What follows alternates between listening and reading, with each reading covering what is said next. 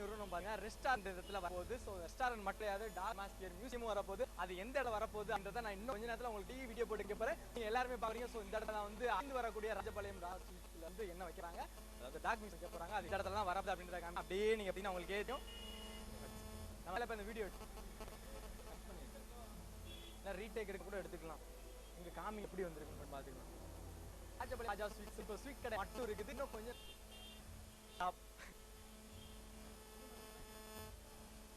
நம்ம ராஜபாளையம் ராஜா ஸ்வீட் கடை மட்டும் கிடையாது, ரெஸ்டாரண்ட் வரப்போது. என்ன ரெஸ்டாரண்ட் பாத்தீங்கன்னா எல்லாமே சாப்பிட்டு போகிற ரெஸ்டாரண்ட். அந்த ரெஸ்டாரண்ட் மட்டும் கிடையாது, டாக் அட்மாஸ்பியர் மியூசியம் அப்படி வந்து இதோட சேர்ந்து போகுது அப்படின்னு சொல்லி இப்போ தான் சொன்னேன். ஸோ அது வந்து எங்க வருது அப்படிங்கிறது ஃபர்ஸ்ட் ஃப்ளோர் செகண்ட் ஃப்ளோர் அப்படின்றத வந்து கொஞ்ச நேரத்தில் நீங்களே பார்க்க போறீங்க. இந்த இடம்னா சும்மா கிடக்குது. அந்த இடத்துல வந்து டாக் மியூசியம் போது அது நீங்களே பார்க்க போய் அப்படியே உங்களுக்கே தெரியும். காமிக்கிறீங்களா? ஏன்னா அந்த இடத்தையும் காமிங்களா? பேசிட்டு ஃபுல்லா காட்டுங்க. பேர் வந்து நான் அங்க இதில் வரேன்.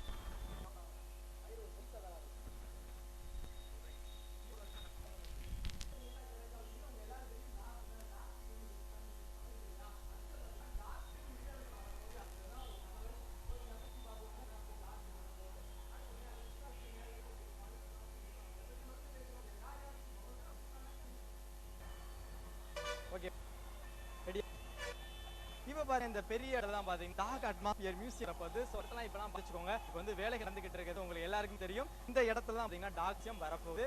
அப்படியே சுத்தி பார்த்தா உங்களுக்கே தெரியும்.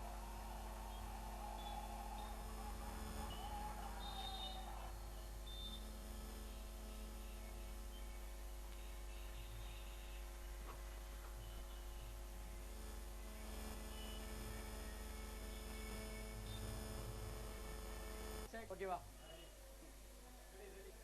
ராஜா ஸ்வீட்ஸோட இப்ப கூடிய தலைவர் அப்படி சொல்லணும் பார்த்தீங்கன்னா அவர் சமூக சேவர் அப்படின்னு சொல்லி நான் சொல்லியிருக்கேன். ஸோ இந்த சோசியல் ஒர்க்கர் என்னென்னலாம் பண்ணிருக்காங்க அப்படின்னு பார்க்கும்போது கண்டிப்பாக சொல்லியே ஆகணும். நம்ம கம்ப்யூட்டர் கல்வியிலேருந்து பார்த்தீங்கன்னா தையல் பயிற்சி அந்த பயிற்சி எக்ஸட்ரா ரொம்ப பண்ணியிருக்காங்க. ஸோ இதற்கான ஆதாரங்கள் எல்லாமே பார்த்தீங்கன்னா ஃபிளிப்பாக நானே இவ்வளோ வந்து பார்த்து அந்த ஃபோட்டோஸ் எல்லாத்தையுமே ஃபோட்டோஸ் சொன்னாங்க. செஞ்ச விஷயங்கள் இருந்துச்சு. ஏன்னா அந்த காலத்து ஸ்டூடெண்டாக உள்ள போகும் பார்த்தீங்கன்னா ஒரு 100 ஸ்டூடெண்ட் இருக்காங்க. இப்போ வந்து நிறைய ஸ்டூடெண்ட் படிச்சுக்கிட்டு இருக்காங்க.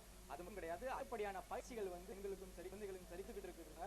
ஸோ அதை வச்சு வந்து பெரிய உதவிகள்லாம் இன்னும் ஏறிட்டு வருது அப்படின்னு சொல்லணும். இதுக்காக சரி இவங்க பேசிக்கிட்டாங்க, இவங்க பண்ணியிருக்காங்க, அவங்களுக்காக நம்ம அரசு என்ன பண்ணுது அப்படின்னு எல்லாருக்குமே கேட்கணும். கண்டிப்பா சொல்லணும். அரசு இதுக்காக அங்கீகாரம் பண்ணி அவார்ட் கொடுத்தாங்க அப்படின்றதாவே எவ்வளவு அவார்ட்ஸ்லாம் இருக்காங்க. குறிப்பா சொல்லணும் கவர்மெண்ட் அவார்ட் வாங்கியிருக்காங்க அப்படின்றதான் குறிப்பிடுறது. அது என்ன அவார்ட் பார்த்தா நேரு விவேந்திராலர் அவார்ட் கொடுத்துருக்காங்க. எக்ஸட்ரா இருக்கு. இது எல்லாத்தையுமே நான் பார்க்கணும். விருப்பப்படுங்க. ஸ்கூல்ல போய் ஏதாவது ஸ்வீட்ஸ் அடிச்சு பார்த்தீங்கன்னா டாக்டர்ஸ் எல்லாமே பார்க்க மட்டும் கிடையாது. யூடியூப்ல இருந்து வீடியோ எல்லாமே போகலாம்.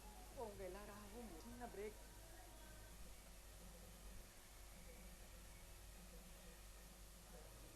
வச்சிருங்க. என்ன பேச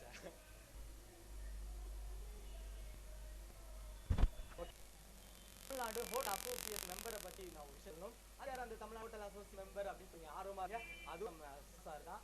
இப்போ என்ன பேசுற அப்படின்னு தோணுது. எனக்கு ஒரு விஷயம் தென்பட்டுச்சு. நம்ம 100 ரூபாய் பத்தி கண்டிப்பா சொல்லியே ஆகணும். சார் 100 ரூபாய்க்கு ஸ்வீட் போற மக்கள் எல்லாமே கேட்குறாங்க. அதே குவாலிட்டி இருக்குமா அப்படின்னு கேட்கும்போது 50வது ஆண்டு பொண்ணா முன்னிட்டு நாங்கள் கொடுக்குறோம். அதோட குவாலிட்டி வந்து குறைவே அப்படின்னு சொல்லியிருக்காங்க. ஸோ மக்களோட வெள்ளம் அப்படின்னா எக்கச்சக்கமா இருக்கும். உங்களுக்கு பார்த்தாலே தெரியும். ஸோ இந்த மக்கள்கிட்ட எல்லாருமே கேட்டோம். போன முறை எப்படி இருந்தது ரொம்பவே அருமையா இருந்தது. நாங்கள் கீழே இருந்து ரொம்பவே மகிழ்ச்சியா கொண்டாடணும். இந்த வந்து பார்த்தீங்கன்னா இப்பவே ஸ்டார்ட் ஆயிடுச்சுன்னு சொல்றாங்க. அதெல்லாம் கேட்கும்போது ரொம்ப மகிழ்ச்சியா இருக்கு.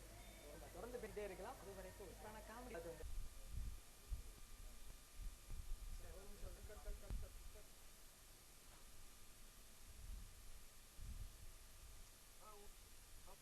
மானிட்டர் ரெக்கார்டிங் பண்ணேன். மானிட்டர்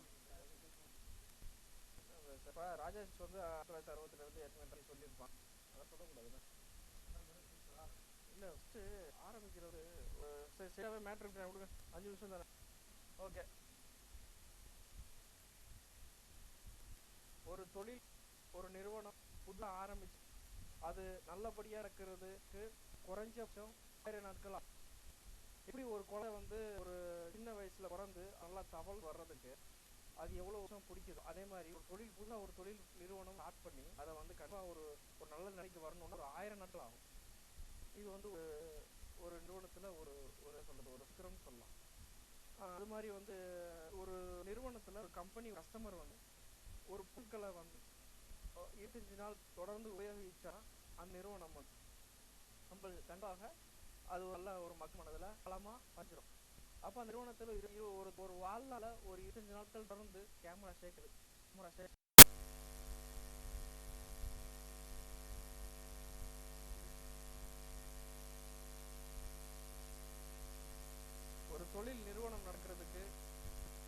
குறைஞ்சபட்சம் 1000 நாள் சக்ஸஸ் பண்ணணும்னு எடுத்துக்கிறோம்.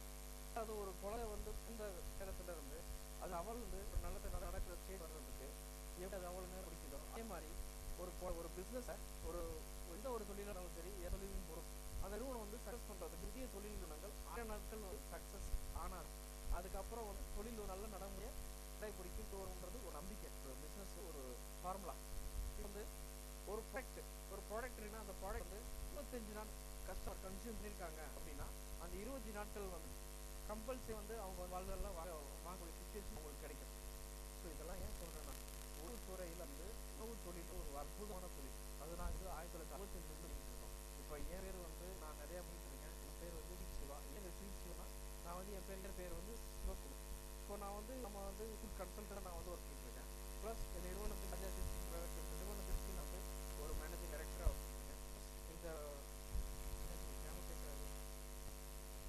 கட் பண்ணிக்கலாம். இந்த நிறுவனத்திற்கு வந்து எக்ஸிக்யூட்டிவ் செஃப், அதாவது ஒரு எக்ஸிக்யூட்டிவ் ஒரு சமையல்ன்றதான் நான் வேலை பண்ணிட்டு இருக்கேன். இது போல் நான் வந்து மக்களுக்கு சமூக சேவையை நான் நிறைய ஈடுபடுறேன். இப்போ நான் வந்து சமூக சேவை செய்யும் போது மக்களுக்கு வந்து இந்த வர்ற வருமானத்தில் எனக்கு என்னென்ன இயன்றதையும்